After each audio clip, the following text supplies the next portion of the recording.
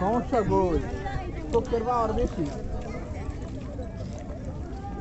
না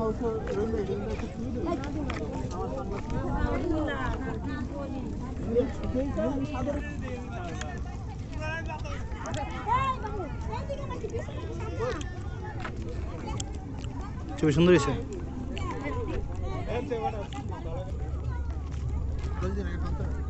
এখন সরকার একটা উদ্যোগ নিতে ভালো, বুঝছো? এই যে ফিলার গুলো আছে না, রাস্তার সাথে সাথে দিয়ে যাচ্ছে সবগুলো।